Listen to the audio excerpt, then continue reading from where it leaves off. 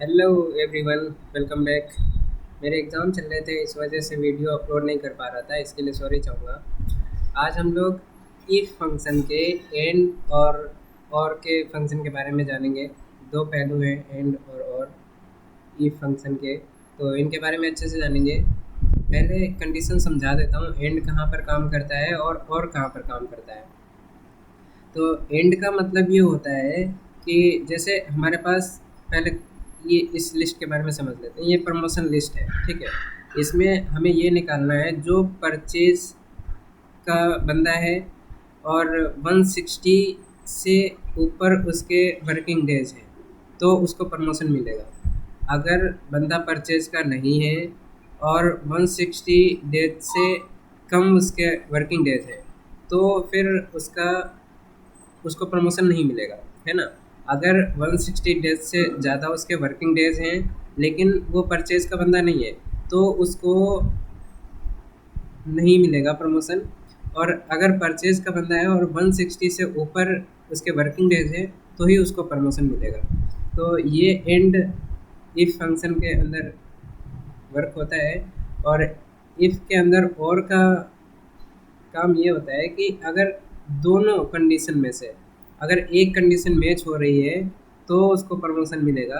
अगर दोनों में से एक भी कंडीशन मैच नहीं हो रही है तो फिर उसको नहीं मिलेगा प्रमोशन। जैसे इसमें एक ये अगर 160 वर्किंग डेज हैं अगर इसके, तो इसको प्रमोशन मिलेगा, भले ही ये परचेज का बंदा ना हो। लेकिन अगर ये परचेज का बंदा है और 160 से नीचे इसके वर्किंग डेज हैं, तब भी इसको प्रमोशन मिलेगा। तो आओ प्रैक्टिकल करके देख लेते हैं। यहाँ पर लगाएंगे इफ़, ठीक है, टैब, और फिर लिखेंगे एंड, है ना, टैब। अब यहाँ पर लॉजिकल टेस्ट कौन सा है, ये वाला। ये is equal to must be equal to purchase, है ना। बिल्कुल, ये जो भी हमारा टेक्स्ट रहता है उसको हम इन्वर्टेड कॉमा में लिखते हैं, डबल इन्वर्टेड कॉमा में, ठीक है। और दूसरा लॉजिकल टेस्ट ये होगा कि working days greater than and equal to, ये होने चाहिए 160, ठीक है। तो अब यहाँ पर लगाएंगे कॉमा, यहाँ पर लगाएंगे कॉमा, और इसके बाद डबल इन्वर्टेड कॉमा में लिखेंगे अगर ये कंडीशन अप्लाई होती है, सॉरी, यहाँ पे ब्रैकेट बंद करेंगे और यहाँ पर डबल इन्वर्टेड कॉमा में लिखेंगे यस, ठीक है।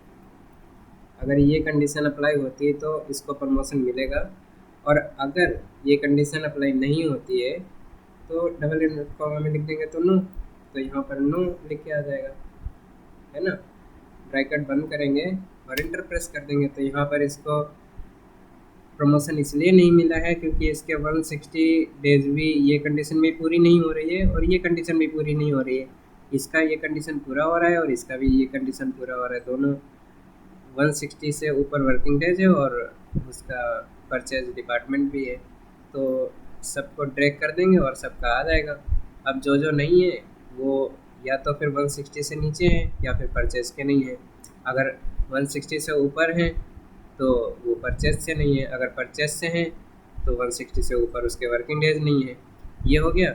इसके अलावा अब यहाँ पर हम इफ़ और फंक्शन के बारे में जानेंगे। तो उसमें क्या होता है, दो कंडीशंस रहती हैं और दोनों में से कोई एक अप्लाई होनी चाहिए। जैसे मान लो, अगर आपको मैं सिचुएशन समझा रहा हूँ, जैसे आपको अगर वोटर आईडी कार्ड अप्लाई करना है तो वहाँ पर आधार कार्ड होगा तब भी अप्लाई कर सकते हैं और पैन कार्ड होगा तब भी अप्लाई कर सकते हैं। तो वहाँ पर मैंडेटरी ये नहीं है लाइसेंस की तरह कि आधार कार्ड और पैन कार्ड दोनों होने चाहिए तभी लाइसेंस अप्लाई कर सकते हैं। तो वोटर आईडी कार्ड में आप कोई एक डॉक्यूमेंट भी होगा, आधार कार्ड या पैन कार्ड, तो आप अप्लाई कर सकेंगे। तो यहाँ पर फॉर्मूला लगाते हैं और इफ़, उसके बाद और, ठीक है। आप लॉजिकल टेस्ट में ये लिखेंगे इज इक्वल टू, सॉरी, ये इज इक्वल टू होना चाहिए किसके, परचेज के, must equal to purchase, okay, purchase, और डबल इन्वर्ट कॉमा बंद कर देंगे। उसके बाद कॉमा, दूसरे लॉजिकल टेस्ट में ये या तो फिर ये होना चाहिए कितना, 160, ठीक है, ग्रेटर देन और इज इक्वल टू 160। अगर अगर ये परचेज का बंदा है तो इसको प्रमोशन मिलना चाहिए। अगर परचेज का बंदा नहीं है और 160 से ऊपर वर्किंग डेज है तो उसको प्रमोशन मिलना चाहिए। दोनों में से एक कंडीशन फॉलो होनी चाहिए, 160 डेज उसके वर्किंग डेज या 160 डेज से ऊपर वर्किंग डेज होने चाहिए, या फिर परचेज डिपार्टमेंट का बंदा होना चाहिए, भले ही 160 डेज से कम उसके वर्किंग डेज है। जैसे यहाँ पर ये कंडीशन अप्लाई हो रही है, ये यहाँ पर, तो यहाँ पर इसको ब्रैकेट बंद करेंगे, ठीक है, और कोमा लगाएंगे। अगर इन दोनों में से या तो परचेज का बंदा है या फिर 160 डेज से ऊपर या 160 वर्किंग डेज है तो इसको प्रमोशन मिल जाएगा। अगर दोनों कंडीशन नहीं फॉलो हो रही हैं तो फिर नहीं मिल पाएगा प्रमोशन, ठीक है। डबल इनवर्ट कॉमा में यस लिखेंगे, अगर वैल्यू सच है तो यस लिखेंगे, यस, और अगर वैल्यू गलत है तो क्या डालना है, नो, है ना।